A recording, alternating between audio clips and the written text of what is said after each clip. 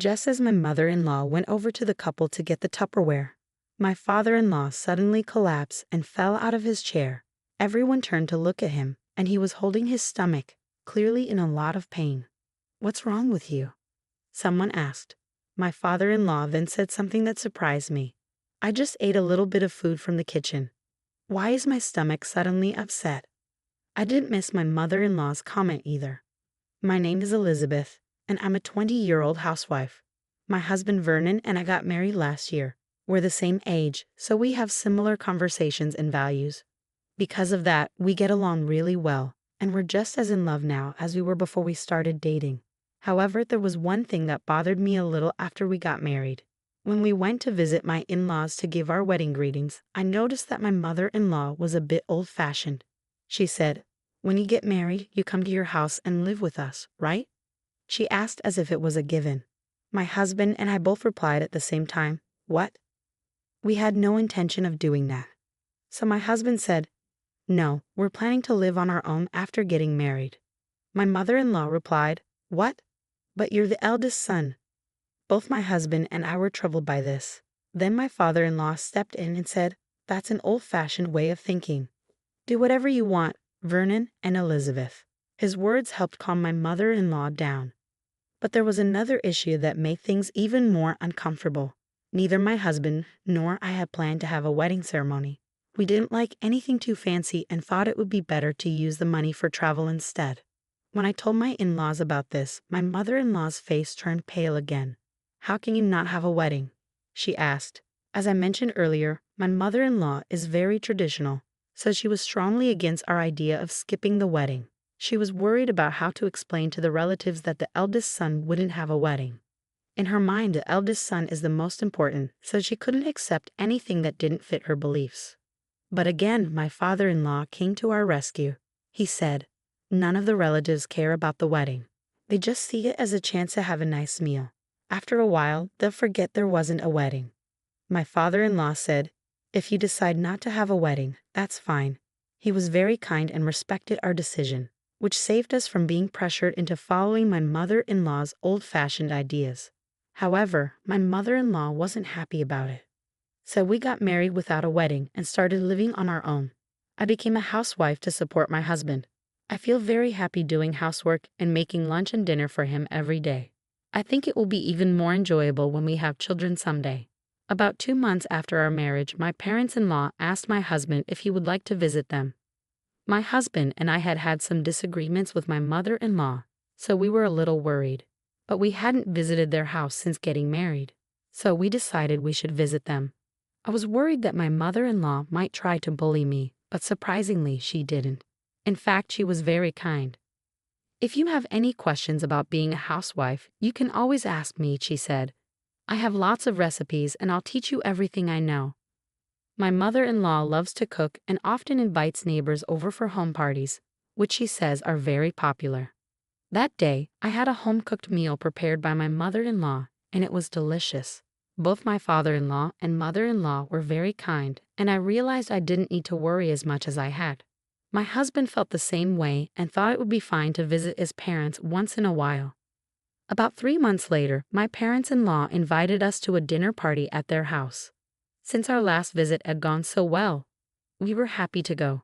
This time, my mother-in-law served food that looked like it came from an expensive restaurant. My husband even complimented her, saying, "You're getting better and better at cooking.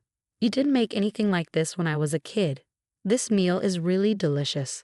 Thank you for preparing so many amazing dishes." My mother-in-law smiled happily when I thanked her and told me to eat a lot. I had a great time. But that night, I had a terrible stomachache. While I was sitting in the bathroom, I started feeling faint and weak. "Hey Elizabeth, are you okay?" I heard my husband's voice, but it faded away. When I woke up, I was in a hospital bed. My husband had called an ambulance, and I was rushed to the hospital. The doctors said they couldn't figure out what was wrong. It wasn't food poisoning or anything like that. I thought maybe there was too much olive oil in the pasta I had for lunch, but I never found out what caused it. After getting an IV drip and some rest, I started feeling better. My husband and I went home and went to bed. I couldn't understand what was going on, but I didn't have any more symptoms after that. However, 2 months later, the same thing happened again. Suddenly, I felt sick. The only thing that was the same as last time was that it happened after eating my mother-in-law's cooking at my in-laws' house. I wondered if my mother-in-law's food was spoiled, but my husband, who ate the same food, was completely fine. Then, a month later, it happened again after we had dinner at my in-laws' house. I invited a friend over for lunch to talk about why this kept happening to me. "Isn't that coming from stress?" she suggested. Her words made me a bit nervous. I thought I was being completely trusting and open-minded, but maybe I was feeling a bit anxious around my mother-in-law without realizing it. After all, I was getting sick every time we visited my in-laws' house, so my husband was worried too. He suggested that we stop visiting my parents-in-law's house for a while. "I don't know the cause, but this always happens when we eat at my parents-in-law's house," he said. He thought it might have something to do with my mother-in-law's cooking. I wondered if that could really be the case. After that, my mother-in-law contacted my husband several times, inviting us to dinner. He always refused, thinking of me. But after a while, we got another invitation that we couldn't refuse. My brother-in-law and his wife were coming to my in-laws' house to give their wedding greetings. I felt a bit down because I had been feeling better by avoiding visits to my in-laws' house. My husband reassured me, saying I didn't have to eat much. So I decided to eat as little as possible. When the day of the party arrived, my mother-in-law was as kind as ever. As long as we talked normally, I didn't feel sick. I started to wonder if maybe there was something wrong with the food after all. A little later, my brother-in-law and his wife arrived, and we had a nice conversation with them. Meanwhile, my mother-in-law was preparing the dishes with great skill, and more food was being laid out on the table. Her home-cooked meals looked as beautiful and delicious as ever. In fact, the food I had eaten before tasted really good, so I still couldn't understand why I was getting sick. As soon as we sat down, my mother-in-law encouraged me to eat. "Elizabeth, you said you liked this dish, didn't you?" she asked. "I made it very delicious today, so please try it," my mother-in-law said. I didn't know what to do. Then my husband stepped in and said Elizabeth isn't feeling well today, so let her eat only what she can when she can. But my mother-in-law responded, "Well then, this small amount should be fine, right?" She placed a small plate with less food in front of me. While I was unsure of what to do, my brother-in-law spoke up, "Elizabeth, if you're not feeling well, you don't have to force yourself. We've already greeted each other, so if you feel sick, don't hesitate to go home and rest." It seemed my husband had told his brother and sister-in-law about everything, and they were trying to help me. My mother-in-law realized she couldn't force me to eat her food, so she said, "Well then, I'll put it in a Tupperware for you to take home." I couldn't help but wonder why she was so eager for me to eat it. I figured that if I took the food home, I didn't have to eat it right away, so I said, "Okay, thank you very much." As my mother-in-law went to get the Tupperware, my father-in-law suddenly collapsed and fell off his chair. We all turned to look at him, and he was holding his stomach, clearly in a lot of pain. "What's wrong with you?" someone asked. He hadn't even touched the food on the table yet. Then my father-in-law said something surprising. "I just ate a little bit of food from the kitchen. Why is my stomach suddenly upset?" I did miss my mother-in-law's comment, "Did you eat some of that?" My husband immediately called an ambulance, and my mother-in-law went with my father-in-law to the hospital. We were all stunned, left at my in-laws' house.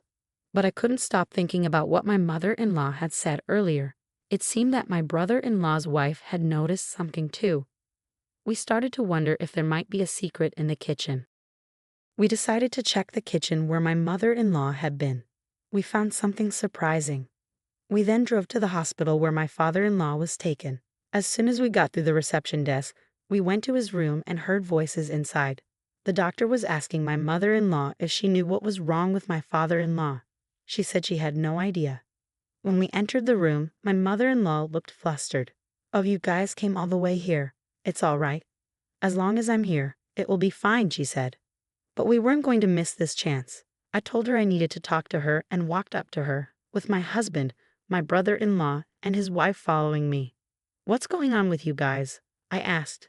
My father-in-law's condition seemed to have stabilized and his color looked normal, but they still didn't know the cause.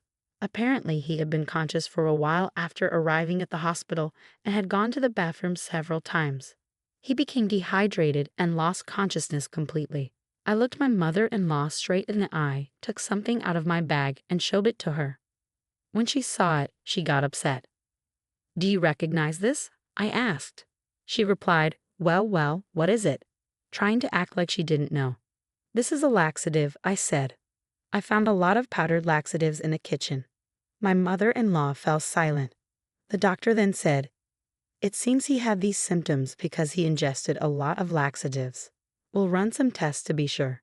If we find laxative leaves, I'll need to ask him when he ingested them. If he doesn't know, it means someone must have given it to him intentionally, which would be a serious charge." Hearing this, my mother-in-law suddenly panicked. "No, it's not like that," she said. "I didn't try to make him eat that food. It was just negligence." My husband reacted strongly to what my mother-in-law said. "Who were you trying to feed that to?" he asked. My mother-in-law climbed up and said, "You're not going to let this go, so we'll have to call the police to investigate." When my husband said that, my mother-in-law admitted everything. It was all for Elizabeth. I was trying to punish her by feeding her laxatives. "What do you mean, punish me? What did I do to deserve this?" I asked. "Since my son married you, he's become a bad son. You didn't live with us and you didn't have a wedding. You persuaded him to do all of this, so you're my enemy."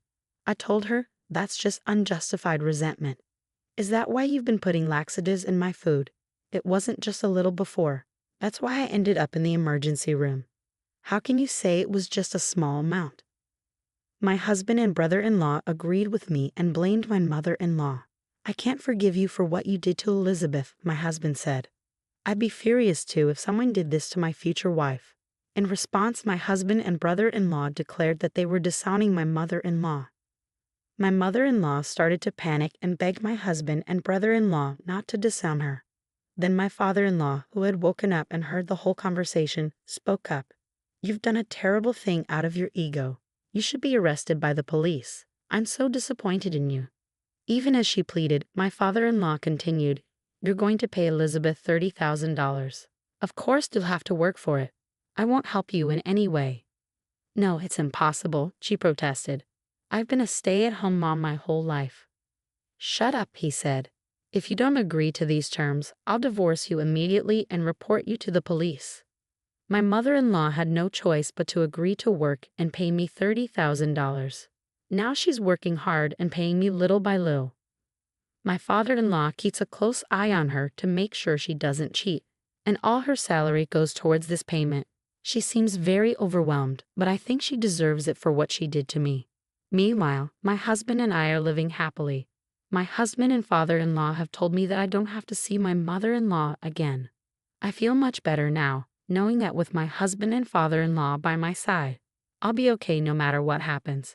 Feeding someone food containing laxatives is indeed a serious crime. It's shocking that a mother-in-law would do something like that so thoughtlessly. One might wonder why such a person was married to her father-in-law. But it seems that her two sons turned out well, so perhaps there was a time when she was different. Whatever the reasons, the punishment seems fair. I hope she works hard to pay the $30,000 to Elizabeth, and I wish Elizabeth and her husband a happy and peaceful life together.